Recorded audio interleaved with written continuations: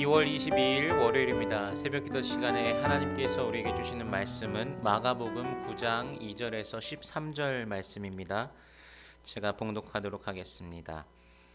엿새 후에 예수께서 베드로와 야고보와 요한을 데리시고 따로 높은 산에 올라가셨더니 그들 앞에서 변형되사 그 옷이 광채가 나며 세상에서 빨래하는 자가 그렇게 희게 할 수 없을 만큼 매우 희어졌더라.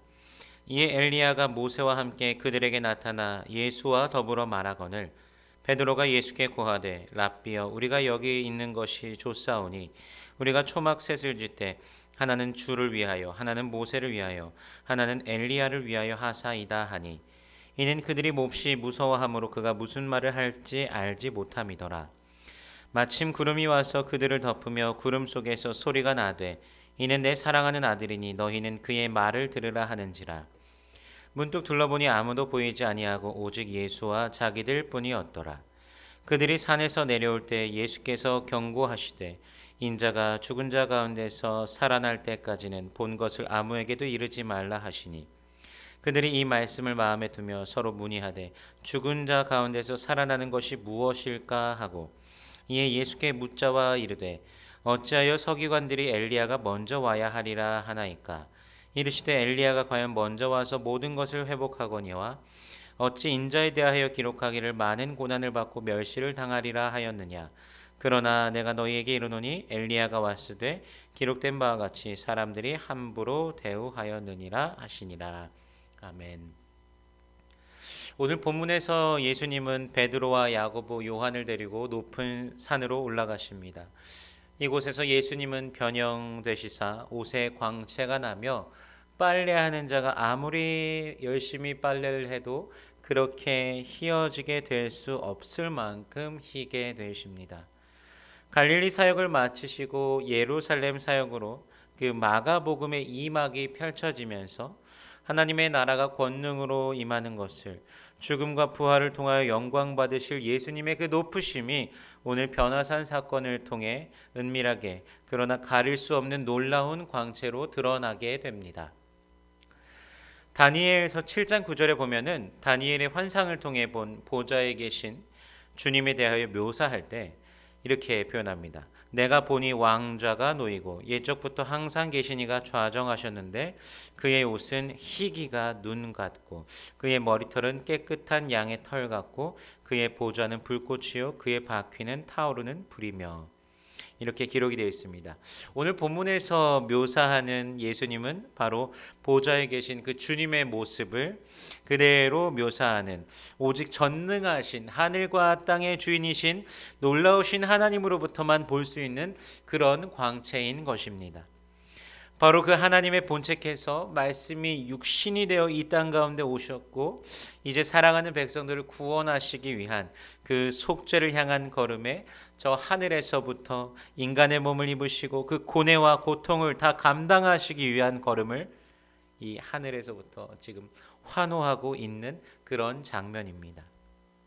특별히 엘리야와 모세가 오늘 본문에 등장합니다.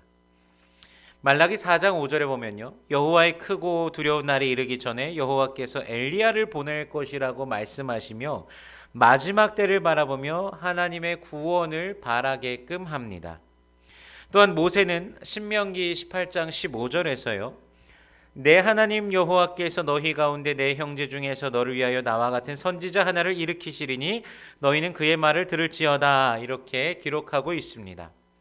즉 엘리야와 모세의 등장은 하나님께서 바라보시는 주님의 날에 대한 초점, 바로 예수 그리스도에게로 맞추어져 있으며 그리스도를 통하여서 임하시는 하나님의 하늘의 영광, 그 영원한 속죄의 그 은혜의 잔치에 하나님의 시선과 하늘에 속한 자들의 모든 시선이 집중되어 있는 것입니다.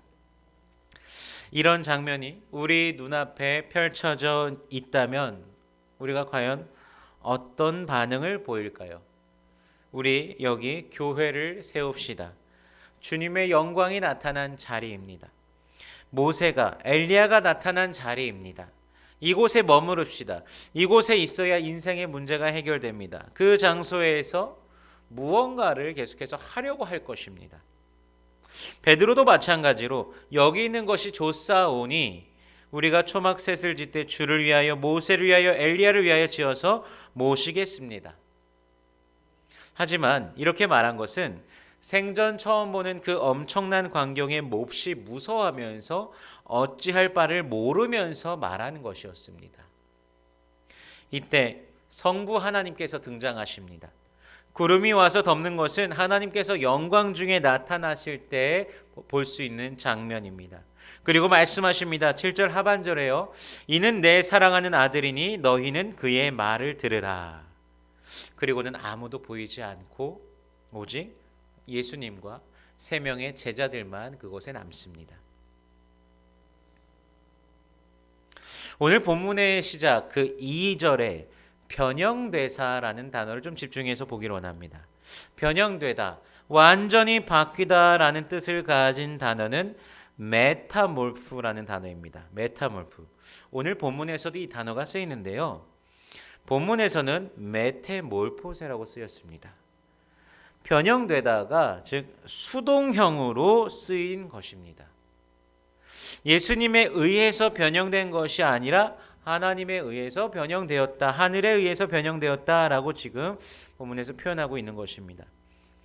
예수님 스스로가 삼위일체 하나님이시면서 인간의 모습으로 오셔서 완전하게 그 뜻에 순종하며 그 변모되시는 것까지도 성부 하나님께 맡기며 복종하시는 그의 모습은 가장 중요한 사역을 앞두고서도 자기의 영광을 스스로 드러내시지 않으시는 겸손하신 예수님을 우리가 볼 수 있는 것입니다. 또한 제자들이 하는 이상한 말에도 분명 책망도 하실 법한데 그렇게 하지 않으시고 성부 하나님께서 그들에게 직접 말씀하시며 변화산의 그 사건의 시작도 성부 하나님으로부터 시작되고 마무리도 성부 하나님께서 마무리하시게 함으로 철저하게 삼위일체 하나님의 그 경륜에 맡기면서 조용히 십자가를 준비하시는 놀라운 겸손의 왕을 우리는 오늘 본문을 통해 보게 되는 것입니다. 내려오시는 길에 인자가 죽은 자 가운데서 살아날 때까지 오늘 본 것을 아무에게도 말하지 말라 이렇게 말씀하십니다. 제자들도 아직 다 이해하지 못하는 것이 전달될 때 오해와 헛된 영광을 구하는 인간의 욕심이 예수님을 향해 더욱 달려들게 될 것을 우려하셨을 수도 있습니다. 그 모든 것이 죽으심과 부활 이후에 밝혀지고 드러나게 될 것이기 때문입니다. 제자들은 이제 죽은 자 가운데서 살아나신다는 것이 무엇인가, 이것에 대하여 즉 부활한다는 것이 무엇인가 질문을 가집니다. 다음 질문인 어찌하여 서기관들이 엘리야가 먼저 와야 하리라 하나이까, 이것과 연결해서 보면요, 어떤 질문인가 좀 난해하게 여겨지긴 하는데 종합해서 생각해 보면요, 주님의 날이 임하기 전, 죽은 자들이 부활이 있기 전 엘리야가 올 것이라고 분명히 말하였는데 왜 아직 엘리야가 오지 않았습니까? 입니다. 하지만 분명히 왔었고 사람들이 함부로 대우하였다라고 예수님께서는 말씀하십니다. 그것이 누구입니까? 바로 세례 요한입니다. 예수님께서는 그 세례 요한이 바로 사람들이 함부로 대우하며 죽었음을 말씀하시고 자신 스스로도 사람들의 멸시와 조롱, 아픔, 고통, 그 고난 속에서 죽을 것임을 바라보고 계십니다. 성자 하나님께서 인간으로 오셔서 오직 자신들을 통하여서만 가능한 그 길을 걸어가십니다. 사람들은 영광과 존귀를 받는 것만을 바라보지만 성부 하나님, 성자 하나님, 성령 하나님, 그 모든 시선, 그 모든 것들이 고난받고 고통받고 멸시를 받으며 조롱받으며 십자가 지실 것을 바라보면서 지금 성자 예수님께서는 묵묵히 그 길을 걸어가고 계신 것입니다. 저 하늘에서 자신을 향하여 환호하며 영광을 주시고 보여주신 것조차도 지금 뒤로 하면서 성자 하나님, 즉 우리 예수님께서는 걸어가고 계십니다. 예수님께서 죽으시고 부활하시고 나서야 제자들이 예수님의 그 마음을 깨닫고 작은 예수가 되어 순교자로서 영광의 주님을 바라보았습니다. 우리 중에 혹시 스스로 영광을 받기 위하여 신앙생활 하시는 분이 있으신지 모르겠습니다. 우리 중에 혹시 스스로 존귀함을 받기를 원하시는 분이 계신지 모르겠습니다. 그것은 지금 예수님께서 우리에게 원하시는 모습이 분명히 아닙니다. 그것을 보여주시지도 않습니다. 자기를 부인하고 자기 십자가를 지고 따라오라고 오히려 말씀하십니다. 우리 모두가 제자가 되어서 우리 예수님을 따르길 원합니다. 주님, 가르쳐 주세요 라고 여쭙기를 원합니다. 그럼 우리 주님께서 매 순간 가르쳐 주실 것입니다. 주님, 어떻게 주님을 따르기 원하십니까?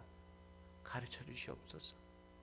늘 이렇게 구하면서 정말 주님과 동행하는 여러분이 되시길 원합니다.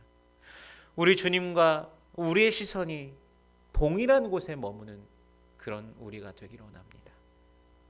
이것이 참으로 복된 삶인 줄로 믿습니다.